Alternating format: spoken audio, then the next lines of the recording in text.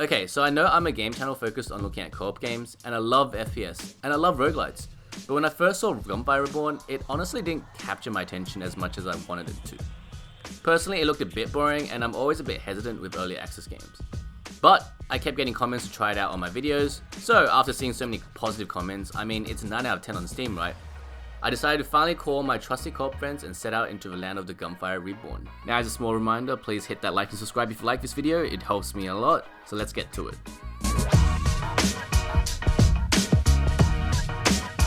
Okay, so first thing, let's take a look at how the game fares with setup and connectivity. The game supports up to 4-player co-op, and unfortunately there isn't a way to set up local co-op unless you potentially use something like Parsec. Everything else is pretty straightforward. You just join like you would off Steam and you get placed into your lobby. There you can select your character and then the host starts the game off. This is pretty standard in most co-op games these days. Gunfire Reborn takes it slightly further, and you can also matchmake with others if you want to play with other people if you don't have any friends that you can play with. Otherwise, the rest of the game is pretty smooth and we didn't get any issues with anything connectivity wise. This roguelite FPS shooter is much more fun than it looks. The premise is pretty simple. You pick up guns or weapons as you go, and upgrade your guns and weapons as the game continues when you're clearing mobs as well as bosses. Although every weapon is unique, you can still drop guns or weapons technically to your teammates by swapping something on the ground. This means actually playing with your friends actually has an advantage because you can swap out weapons and also trade weapons with your friends.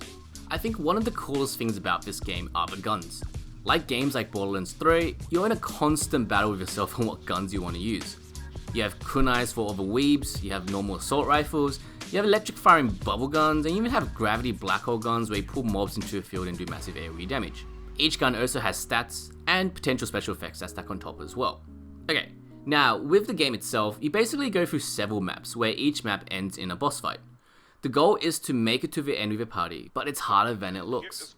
There are specific rooms, which are kind of like special rooms, which can give you access to special loot if you clear the puzzles, jump quests, or mini bosses.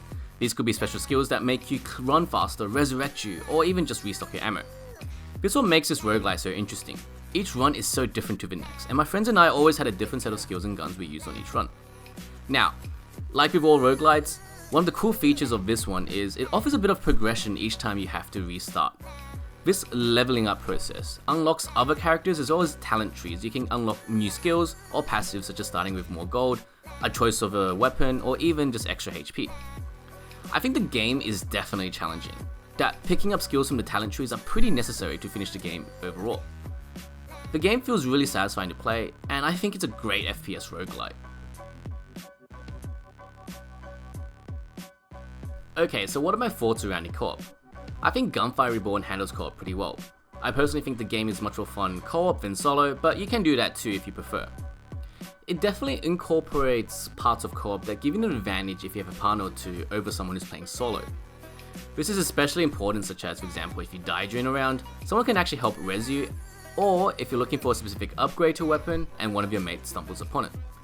The mobs are also adjusted depending on how many people you have, so you never have to worry about that.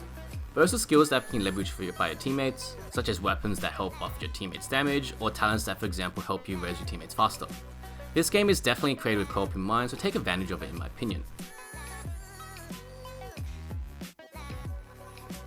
Okay, so this is kind of a short co-op review, but I just kind of wanted to give you an insight on the game, and I think it's a really well done roguelite FPS co-op game. It's super cheap compared to most games out there in the market, and you will definitely get your money's worth. They are constantly adding new content and bosses, so you can always return to the game at a later stage. So I think definitely grab this game if you're interested. Worst case, you just play it 2 hours and you can refund it on Steam, but I think you won't be refunding this game particularly. Okay guys, if you made it this far to the video, thanks for watching. Don't forget to leave a like and a subscribe, and I'll see you in the next co-op game. If you have a game you want me to review, just post it in the comments below and I'll definitely check it out. Thanks.